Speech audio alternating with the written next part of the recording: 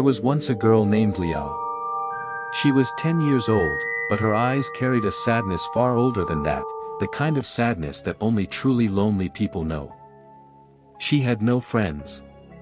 No sisters. No one who saved her a seat at lunch or knocked on her door on Saturday mornings. Every day after school, she walked to the playground at the end of her street, but the playground was always empty. The swings moved in the wind as if ghost children had just jumped off and vanished. Every night, Liao looked out her window at the sky and whispered the same prayer, "Please.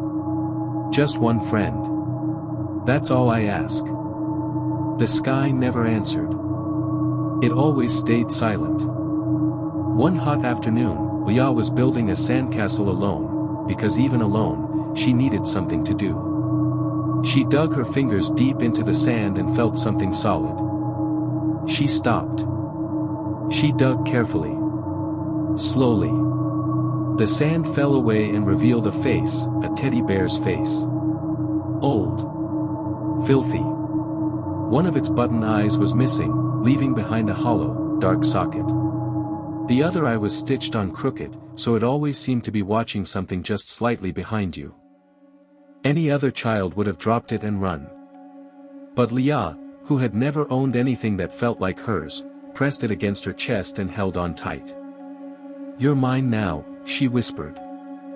The teddy said nothing. But Liao could have sworn she felt something move inside it. Something small. Something cold. Leah's parents hadn't seen their daughter smile in years. When she walked through the door that evening clutching a dirty, one-eyed bear, they didn't ask questions. They washed it, mended its loose stitching, and dried it gently by the fire.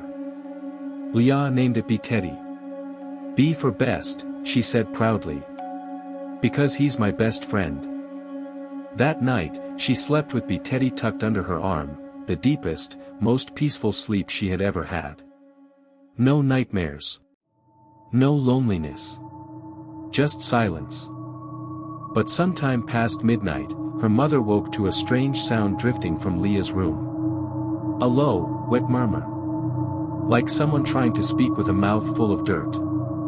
She opened the door. Liao was sound asleep. Teddy was in her arms, exactly where she'd left it. But it's one remaining eye was facing the wrong direction now. Pointing toward the door. Toward her. Her mother told herself it was the dark playing tricks.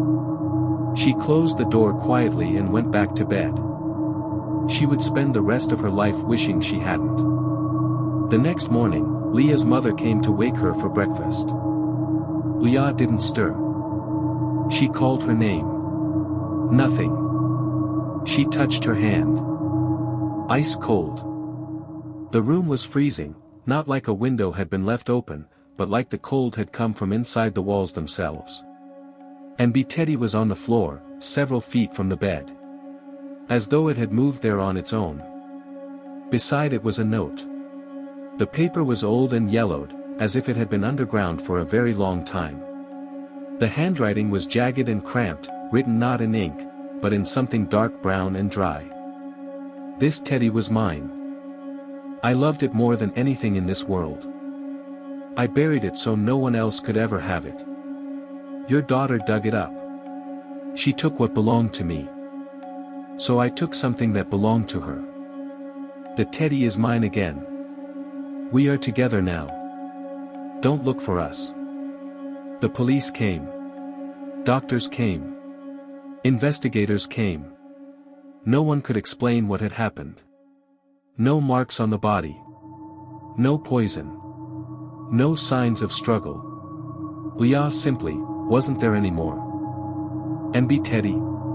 Gone. Searched every room, every corner, every inch of that house. Gone. Years passed. But Leah's dream, her one desperate wish to have friends, to laugh, to belong, had never been fulfilled.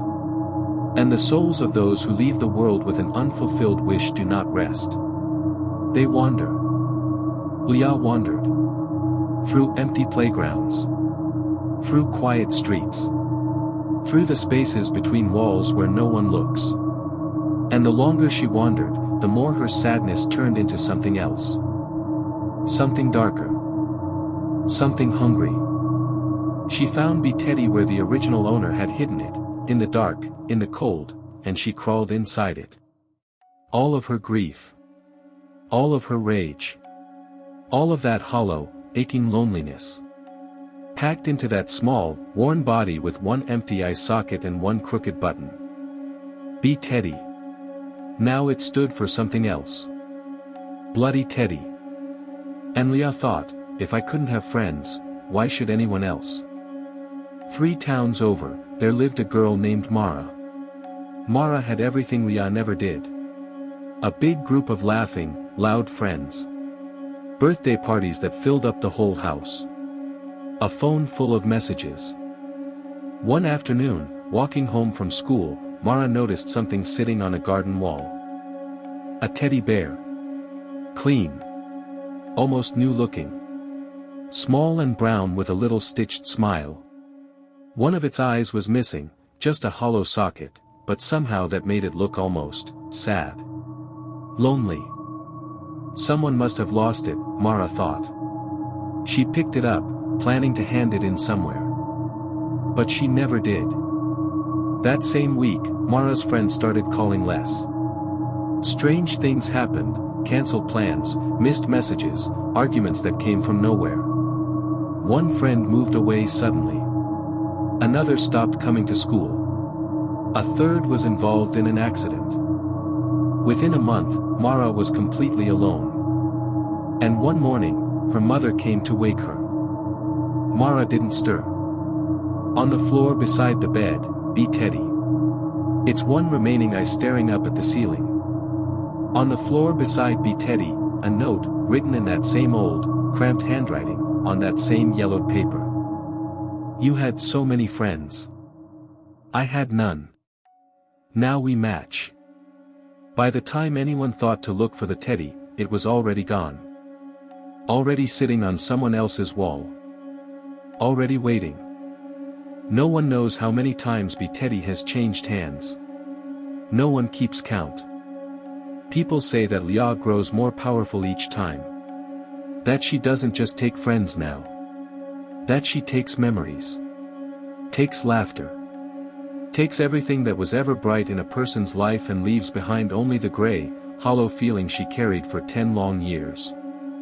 They say she is still looking. Still searching. Still crawling through that worn, one-eyed body from house to house, town to town, searching for someone who has what she never could. If you ever find a teddy bear left alone somewhere. On a wall, a bench, a playground. Look at its eyes. If one is missing, put it down. Walk away. Don't look back.